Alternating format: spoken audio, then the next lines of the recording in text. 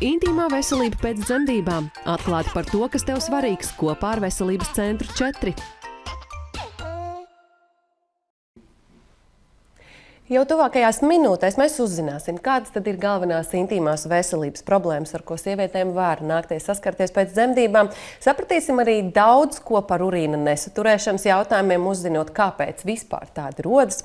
Gūsim atbildes arī uz jautājumu par to, vai un cik ilgā laikā sievietes organisms spēj atjaunoties pēc dzemdībām, un runāsim arī par fiziskām aktivitātēm, kāda sieviete var sev palīdzēt, un tāpat arī par intīmajām un lāzeru procedūrām un gadījumiem, kad šādas procedūras var būt noderīgas. Uz šiem un citiem jautājumiem atbild šajā rītā mums sniegs uroloģe dr. Natālija Bozatova. Labrīt! Labrīt! Un arī ginekoloģe Katrīna Kalniņa. Labrīt, Katrīna! Labrīt! Jūs, protams, mammas arī varat uzdot savus jautājumus, tepat tiešais komentāru sadaļā. Ja tādi sasāpējušies ir vai, ja galīgi tāds intīms jautājums, droši to varat atsūtīt arī uz e-pastu. Mēs noteikti mēģināsim jums palīdzēt. Nu, tad par intīmajām problēmām. Tad uzreiz arī tas pirmais jautājums, kādas ir tās galvenās problēmas, ar kurām sieviete saskarās pēc dzemdībām? Kā zināms, sievietēm gan grūtniecības laikā, gan dzemdību laikā rodas dabiskās fizioloģiskās izmaiņas, kuras ietekmē tā saucamo iegurņu diafragmu. Un grūtniecību laikā hormonālā ietekmē, augļa ietekmē tāds iegurņu diafragma atslābst un vairs nespēja kalpot par pietiekamu atbalstu orgāniem, kas tur mazajā iegurnī atrodas. Un tie orgāni ir, kā zināms, urīnpūslis, ir dzemde un ir taisnā zarna. Dēļ tām izmaiņām un dēļ iegurņu diafragmas nespējas pildīt saturēšanas funkciju, protams, galvenā problēma, ar ko mamiņas var saskarties pēc dzemdībām, ir urīna nesaturēšana, kā arī feču nesaturēšana un citas intīmas problēmas, kas ir saistītas ar vaginālo diskomfortu. Tās ir sāpes, iegurņu sāpes, vaginālās sāpes, sausums, sūrstēšana, izdalījumi, uriņceļu infekcijas. Tas ir tas biežākais iemesls, dēļ kā pacienti griežas pie ārstiem. Un no ginekoloģiskā viedokļa? Protams, jau minētā urīna nesaturēšana, minētais sausums, diskomforts, dzimumdzīvi dzīvojot sievietēm ir nepatīkamas izjūtas. Kā arī gribētos pieminēt maksts tonusa zudumu pēc dzemdībām. Kāpēc tas tā notiek? Kāpēc tas organisms tajā mirklī viss darbiņš ir izdarīts un viņu vajadzētu hops, tā kā vajadzētu visam būt kārtībā? Un kurā mirklī tad problēma kļūst par jau sekām, kad mums ir jāsaprot, ka ir jāmeklē risinājumi? Protams, šīs problēmas var rasties tīri dzemdību laikā. Ja ir bijušas traumatiskas dzemdības, piemēram, bijuši dzemdību plīsumi, bijusi epiziotomija, jeb iegriezums, ja ir bijis liels auglītes, izmantotas vaginālas, instrumentālas dzemdības, tad var rasties visas šīs problēmas. Muskuļi tiek pārstiepti, tiek traumēti, un attiecīgi rodās gan nesaturēšanas, gan sausumi, diskomforti, kā arī gribētu pieminēt, ja māmiņa baro bērnu ar krūti, tad dabiski pazeminās estrogēna līmenis. Estrogēns savukārt ir atbildīgs par maksts mitruma uzturēšanu, un loģiski, ja viņš pazeminās, tad šis maksts mitrums arī samazinās, un ir nepatīkamās izjūtas, diskomforts, dzimumdzīve, nepatīkami dzīvot. Un tā. Un par urīna nesaturēšanu. Skaidrs, ka pēc tik ļoti smaga darba, kā bērniņa dzimšana, vai ir iespēja, ka sākumā varbūt kas tāds parādās, bet ar laiku pāriet pats? Protams, jā. Paldies Dievam, vairumā tas ir pārējošs, tranzitorais process, kurš iegurņu diafragmas vai starpenes atjaunošanas laikā, tas ir no 3 līdz 6 mēnešiem. Katram cilvēkam, protams, ir individuāli. Un tas, protams, ir atkarīgs no visu tā, ko doktori jau ir pateikusi.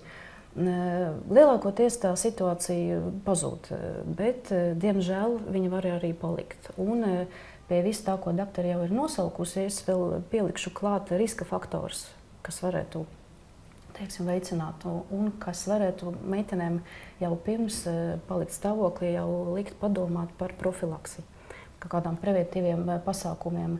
Tā ir iedzimtība.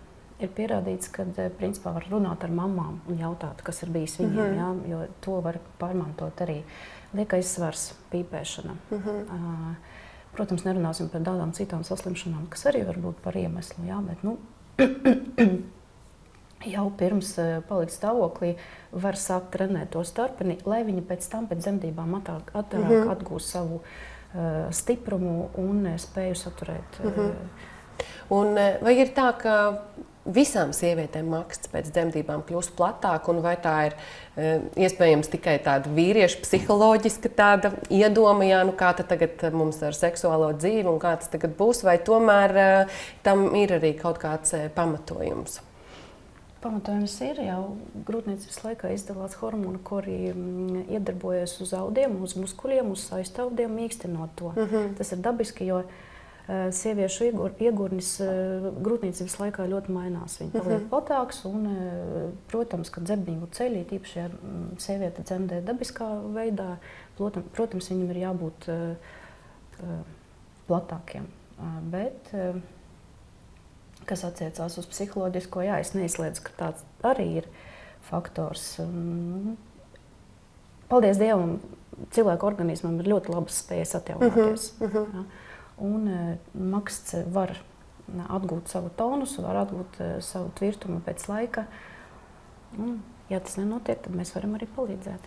Vai to ietekmē arī piedzimšo bērniņu skaits, vai to, cik bērniņš ir liels, šie visi atjaunošanās procesi un tas maksts lielums, varbūt pēc 5. bērniņa vairs viņš nespēja atjaunoties savā sākotnējā formā un izmērā? Nu jā, protams. Ja sievietei ir lielāks dzemdību skaits bijis, jo tā maksts, protams, mēdz kļūt platāka. Ietekmē arī tas, cik auglīts ir liels, jo lielāks auglīts, jo lielāka iespēja, ka tiek pārstiepta šī maksts. Ietekmē arī tīri dzemdību periodu ilgums, ir tīpaši 2. periods, ja tas saucamais iztumšanas periods, ja ir ieildzis, arī tas var radīt problēmas un šo makstu pārstiepumu, līdz ar to tonusu zudumu. Jau minētās plīsumi, epiziotomijas un šie visi faktori. Jā, arī jūs tikko minējāt šos plīsumus, vai ja dzemdību laikā ir šie plīsumi, vai tas ir tāds indikators, ka es uzreiz zinu, ka iespējams man nāksies saskarties ar problēmām un vajadzēs vērsties pie speciālista, lai risinātu šīs iepriekš minētās problēmas, urīna nesaturēšanu un sausums, un varbūt tā maksa nespēja atjaunoties. Kurš ir tas mirklis, kurā mēs dodamies pie jums pēc palīdzības? Es teiktu, ka tas noteikti nav indikators. Ja ir bijuši plīsumi, ka noteikti būs problēmas. Pilnīgi noteikti nē. Tas ir viens no riska faktoriem, ka var rasties kāda no jūsu minētajām problēmām, bet noteikti ne kā 100%. Respektīvi, šis plīsums, ja dzemdību iestādē viss attiecīgi tiek sašūts un savest kārtībā, viņš arī sadzīst un nevajadzētu problēmām rasties. Nu, kā kolēģi minēja, 3 līdz 6 mēneši ir tas laiks, kad sievietes organisms pats lēnā garā atjaunojās. Bet gribētu minēt, ka parasti Latvijā 6-8 nedēļas pēc dzemdībām ir vizīte pie ginekologa. Un, ja sieviete jau šajā laikā kaut kas nomāca, tāpat nesaturēšana, sausums, diskomforts, tonusa zudums, noteikti šajā brīdī nevajadzētu kautrēties un vajadzētu uzreiz ar ginekologu pārunāt šīs tēmas. Jo tas, manuprāt, ir svarīgi nenoklusēt, nebaidīties, pateikt, izstāstīt, jo ātrāk tas tiks identificēts šī problēma, jo ātrāk varēsim sākt ārstēt, būs nepieciešama mazāk varbūt iejaukšanās, ātrāk būs atlapšana. Tā kā nevajag klusēt noteikti, ja kaut kas satrauc. Un ja tomēr, ņemot vērā to, cik ļoti mēs, labi, es nesaku par visiem, bet esam konservatīvi un ļoti kautrējamies un bieži izvairamies runāt par šādām intīmām tēmām, noliekot viņus kaut kur otrā plānā, jo mums taču ir tik daudz rūpju, mums ir bērni, mājas un viss pārējais. Kas ir tas pēdējais mirklis, kad es mājās sēžot saprotu, ka vairs nevar atlikt un man tiešām ir jāmeklē palīdzība? To var grūti tā definēt. Kā jau minēju, jo ātrāk, jo labāk. Protams, nevajag gaidīt ilgi. Tie paši 6 mēneši, varbūt līdz gadam tiešām, kad ir jāiet un jāgriežās. Tā vienai vizītei vajadzētu būt obligāti. Kā jau minēju, 6-8 nedēļas pēc dzemdībām. Tā ir pirmā, tā ir obligāta. Un pēc tam atkarībā no sūdzībām. Ir tad noteikti, jo drīzāk, jo labāk. Jā, un tad, ja mēs runājam par problēmām, kuras ir konstatētas, ārsts pateicis, jā, ir problēmas, tad noteikti ir jāmeklē kādi risinājumi. Kādi tad ir šie risinājumi? Risinājumi ir individuāli. Viņi ir atkarīgi no konkrēta gadījuma, jo, teiksim, es pievērsīšos tagad savai uroloģiskai Daļai tad arī tā urīna nesturēšana nav tik vienkārši, kā liekas. Un, viņai var būt dažādi iemesli un arī dažādi veidi. Un, priekš tam ir vajadzīga tā vizīte pie ārsta. Un, kā jau doktori teica, ginekologs var arī novirzīt pacienti. Ja kolēģi redz, ka ir arī uroloģiskais iemesls, lai pārbaudīties, tad mēs tādus pacientus pārbaudām. Pirmkārt, ir jāizslēdz iekaisīgas slimības, jo neviens vienkāršo un banālo urīnceļu infekciju nav izslēdzis, tad mēs viņu izārstējam. Tā ir arī varbūt viena daļa no problēmas. Un, jāpiebilst, ka ne tikai urīna nesturēšana var traucēt jaunai sievietei pēc dzemdībām, bet arī citi urīnceļu simptomi, kā biežā čurāšana, kā tāda imperatīva, kad vajag un uzreiz un nevar pacēsties un kājas krustām un pie durvīm un pie izlietnēm. Mēs nevaram savaldīties, un tas jau ir cits nesturēšanas veids, kas iespējams tiek pakļauts arī medikamentozai terapijai. Un, jāpiebilst, ka par tiem laikiem, kad ir jāgriežās, māmiņas redz, ka sūdzības jau ierobežo kaut kādas sociālas aktivitātes, proti viņi nevar iziet no mājām, viņi nevar aiziet normāli pastaigāties ar bērnu, ka tie stunda vai 2 stundas ir pietiekoši garš laiks, kuru viņi nevar izturēt.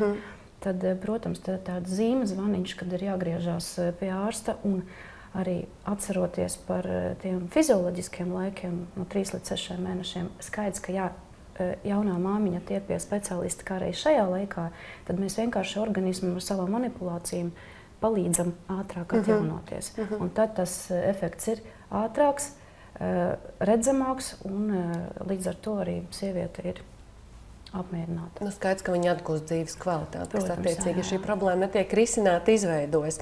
Un no ginekoloģiskā viedokļa, kā mēs risinām šīs lietas, kur mēs varam meklēt risinājumus un vai problēmas ir pilnībā novēršamas?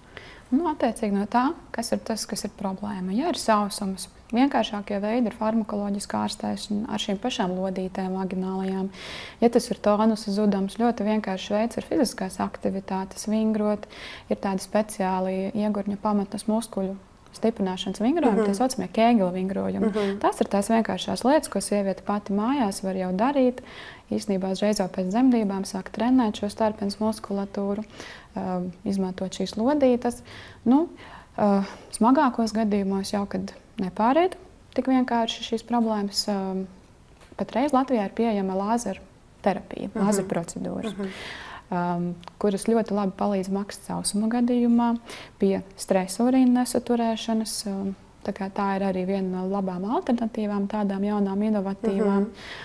Protams, jāpiebilst, ka smagākajos gadījumos iespējams ir nepieciešama arī ķirurģiska ārstēšana, bet to, protams, visu izsver ārsts, izmeklējot, izvērtējot smagumu sūdzību.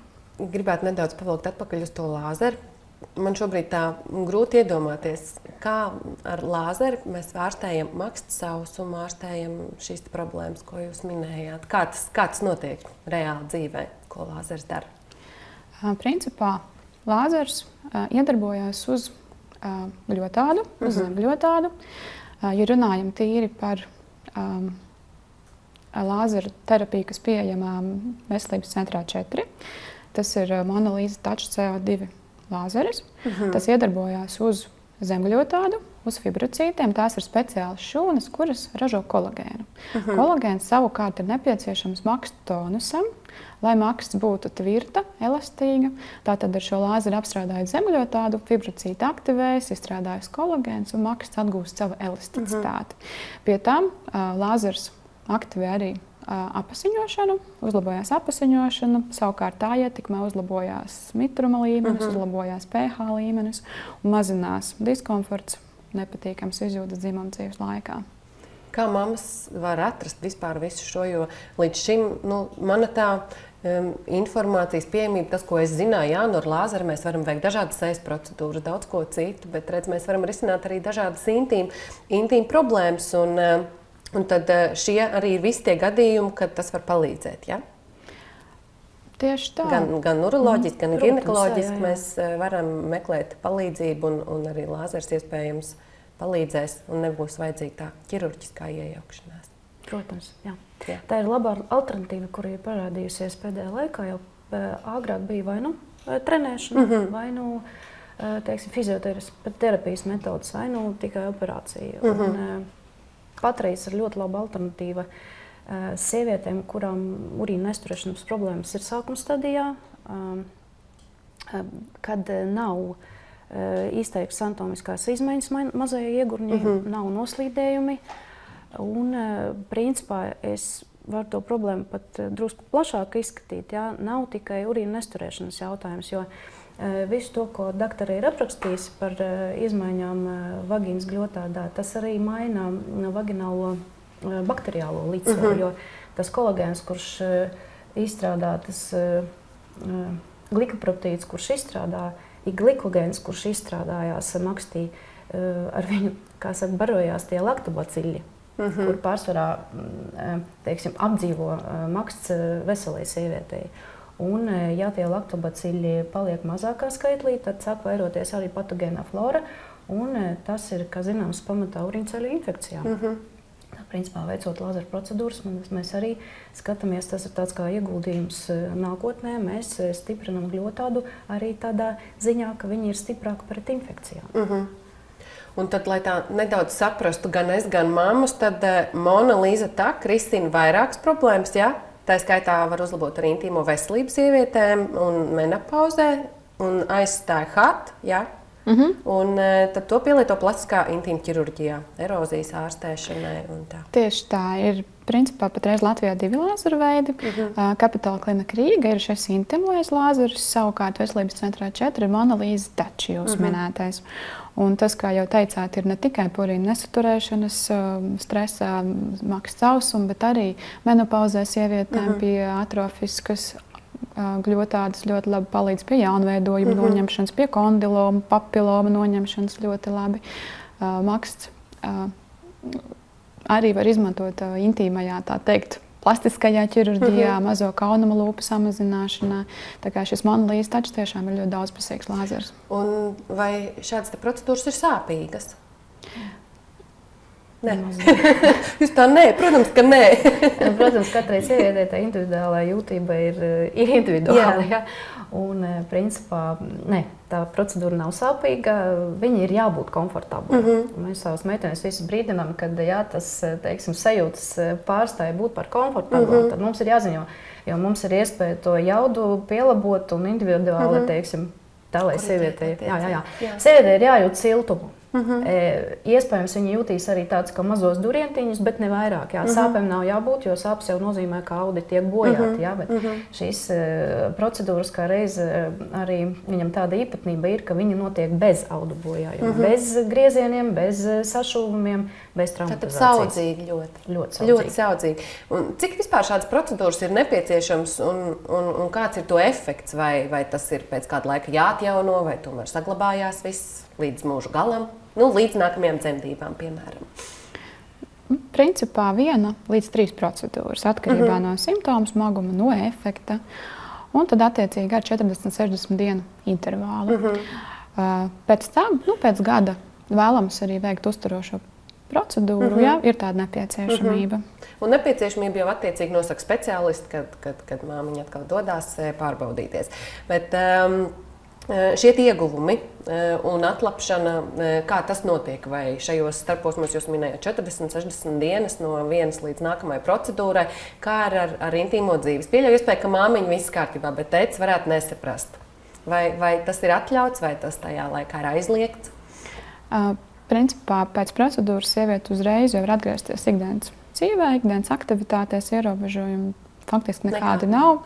Un 3 dienas pēc procedūras jau var atsākt dzīvot dzimumu dzīvi, tā kā par to arī nevajag satraukties. Pilnīgi sirds mierīgi. Nu, vismaz tiem tētiem, kur šobrīd blakus tām jaunajām mamām, kuras ir kļuvušas tikko par māmiņām un par īpašu sagatavošanos. Vai ir nepieciešams kaut kā nebūt īpaši sevi, savu organismu, ķermeni sagatavot tādai lāzeru procedūrai, un vai pastāv kaut kādi riski, kas man jāņem vērā, un es nedrīkstēšu veikt šādu lāzeru procedūru? Kas attiecās uz pacienti, speciāla sagatavošana nav vajadzīga. Kas attiecās atkal uz ārstu, tad jā, mēs pārbaudām, veicām dažādus testus, lai izslēgtu kā reiz jautājumu par kontraindikācijām.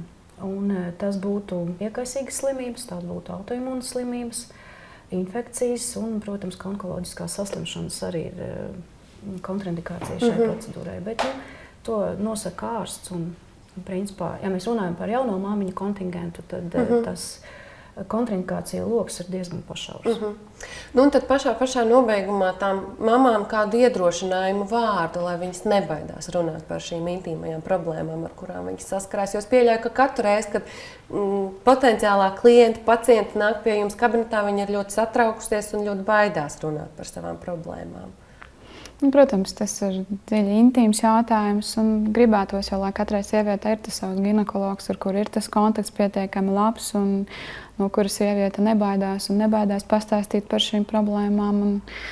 Un, manuprāt, tas iedrošinājums varētu būt, ka tiešām ieguvumi pēc tam ir fantastiski. Gan psiholoģiski sieviete jūtās labāk, gan fiziski, gan emocionāli. Man liekas, tas ir pietiekams motivators, lai tomēr grieztos un meklētu palīdzību. Nu, un kā mūsu doktora Natālija motivētu māmas meklēt palīdzību vai doties pie jums? Arī nebaidīties.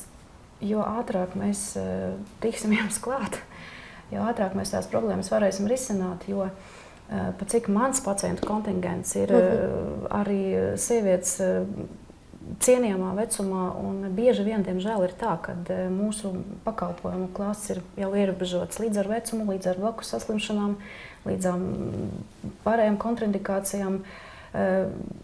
Jo jaunāks cilvēks, jo mums ir vairākas iespējas vienkārši palīdzēt organismam, dziļi neiejaucoties darbībā. Jā, tas attiecās gan uz vingrinājumiem, gan uz lāzeru. Un jo jaunāks cilvēks, jo, teiksim, mazāk iespēja, ka mēs runāsim uzreiz par operāciju, par kardinālām iejaukšanām vai manipulācijām. Tā kā, man liekas, un arī, teiksim, laika ziņā, naudas ziņā, tas ir mazākais ieguldījums sevi un veselībā, nekā mēs to vilksim līdz vecumdienām. Jā, nu tad patiesībā Valentīna diena mums gan ir jau aiz muguras, jā, bet mums ir vajadzīgs vēl kāds iemesls, lai uzdāvinātu mammiņai brīnišķīgu dāvanu. 8. martā es redzu, ka ir vērts vismaz kādu veselības centru 4 dāvanu karti uzdāvināt mīļotajai sievietei. Un ja viņa pēc dzemdībām grib justies labāk, iespējams, ka patiesībā šie mūsu iepriekš minētie iemesli ir viņas nemiera cēlāji. Tāpēc palīdzēsim savām mīļajām sievām un mamām tikt galā ar šīm problēmām, varbūt nedaudz viņas pavirzot speciālistu virzienā. Tā kā paldies jums, mīļi, doktors, ka runājāt un pastāstījāt par visām šīm lietām. Ir labi, ka ir tāds moderns laikmets un tehnoloģijas dara brīnums, tāpēc jau tūdaļ pat no šejienes Māmiņu kluba mīlīgās studijas mēs dodamies uz Veselības centru 4.